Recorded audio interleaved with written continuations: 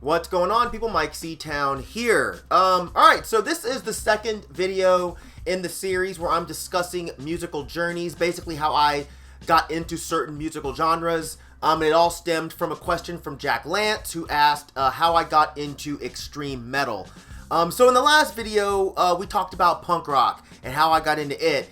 And a lot of you may still be a little bit confused as to why I started there, but I think that in this video, it'll start to make a little bit of sense because I'm going to be discussing how I got into hip-hop and specifically the type of hip-hop that I'm into.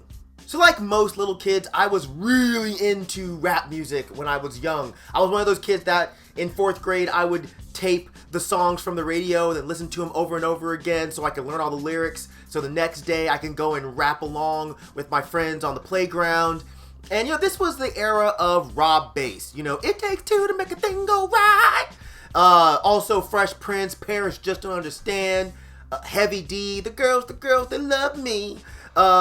Kid and Play, Ola, Ola, eh. All that type of shit, man. It was a great time. Rap music was really fun. It was serious when it needed to be, but for the most part, for us younger people, it was just a party, man. It was a really, really good time. Also, I liked some of the pop stuff and the R&B stuff that I would hear on the radio. That shit was cool. Prince, Michael Jackson, Keith Sweat, Albie Shore, New Edition, of course. But it was mostly whatever rap music came on the radio. Then I found skateboarding around 1989, which was when Gleaming the Cube came out, and that movie changed my world. And that's when I was really exposed to other types of music and what punk kids actually were. Like, living in California, I had seen people like that all the time, but I just didn't get it. I was so young. So fast forward to like 1990, 1991, around there sometime, was when I actually moved to Georgia. And as I mentioned in my last video, this was around when grunge was really popular. So I was getting into stuff like Nirvana and Pearl Jam. I was also getting into stuff like Sonic Youth, stuff like that, And I know Sonic Youth isn't a grunge band. That's beside the point. Skateboarding was my world in the very early 90s. And as I said in the last video, I was getting more into punk rock, and hip hop just became less interesting to me, especially once I got into the politics of punk rock and hearing about how cool someone was, or shooting people, or fucking a whole bunch of girls. That shit, to my nerdy ass, I just couldn't relate, and it just wasn't something that I wanted to listen to anymore. What changed all that was the Plan B virtual reality video that came out in 1993, and this was at the time the most next level skate video ever made. The shit they were doing in this video was mind-blowing and super inspiring for me as a young skater. And what this video did for me also is it introduced me to the Hieroglyphics crew, and that's really important. So Tony Ferguson, he skates to Souls of Mischief, the song Souls of Mischief, always misbehaving and mischievous. Sean Sheffy, he skates to a Casual song. I can't remember the name of the song, but the one that's actually featuring Dell. Mike Carroll, he skates to a Casual song as well. So I fell in love with the Hyro crew. I grabbed every single thing that I could find by them. I'm talking Souls, I'm talking Dell, I'm talking Casual, Pep Love, Extra Prolific, anything that I could find at my local CD and tape store, I purchased. And seeing this crew of weird Cali rappers, it just reignited my interest in rap music. Like, these guys weren't gangsters. They weren't rapping all the time about how many girls they fucked.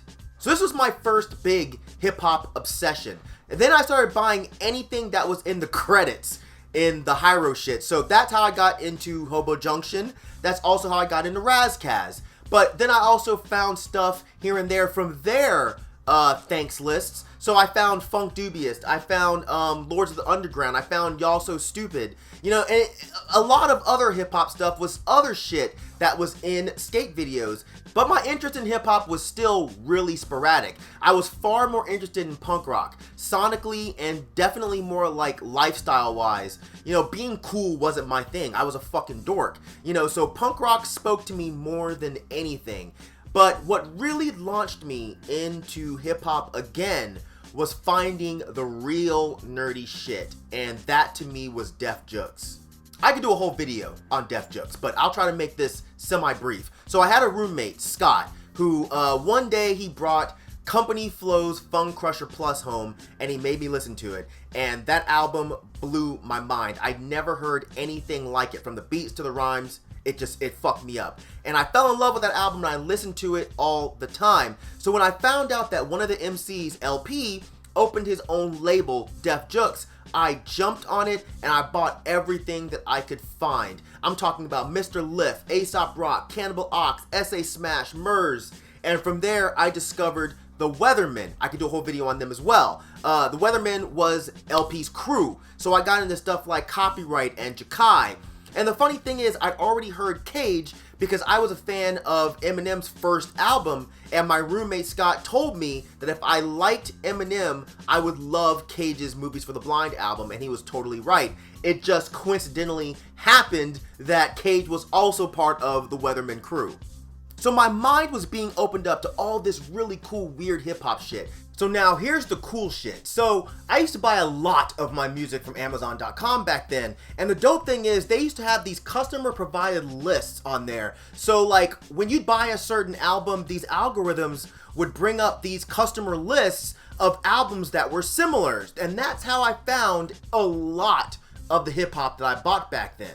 So for instance, I would buy an LP album and it would bring up a list of top indie rap albums of whatever year. And I would just go through those lists and listen to every single artist that the people would suggest. So that's how I found Anacon. So that's how I got Alias, Soul, Sage Francis, Dose One. That's how I found Quantum, Gifted Gab, Latif.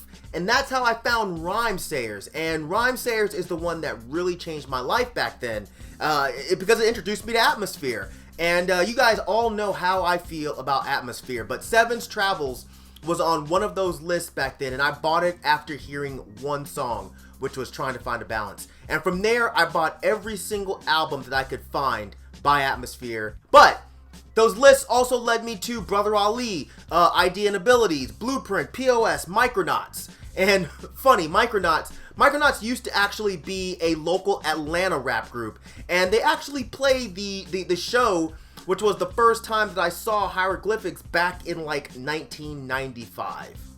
So those Amazon lists also introduced me to weird experimental rap that came from me buying LP albums. So I found a top weird rap albums list. I remember this vividly, and that's where I found stuff like K the I, Anapop Consortium, Techno Animal, Kool Keith, Dalek. That's how I found Saul Williams.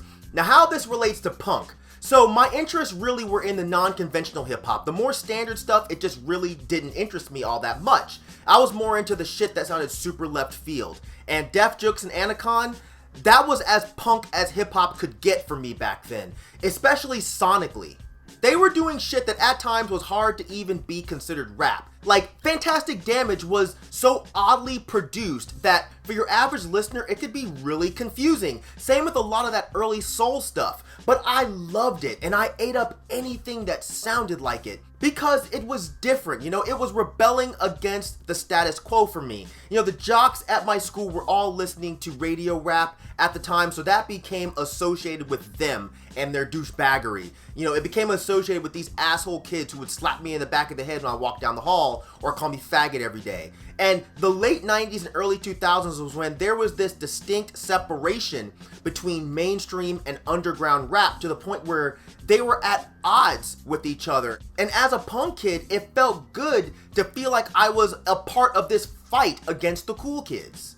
So the thing that really tied this together was in the mid to late 90s was when punk started getting really popular in the mainstream eye, and those of us who were really into punk rock at its essence, we started to feel like the thing we loved was being taken from us by those who we were essentially rebelling against. And it was so interesting to me to later find out that hip-hop was going through the same sort of thing, where there was this faction of people who felt like the genre that they loved was being snatched away from them by people who didn't truly understand it. So this mutual fight, it just sucked me in. From there, I got more and more into indie and underground hip-hop. Of course, as the line between mainstream and underground hip-hop got more blurred, so did my aversion towards mainstream rap. And nowadays, while I still side far more with the indie and underground rap scene, and while I still believe that there is a fight between what they're doing and what's occurring with the mainstream rappers,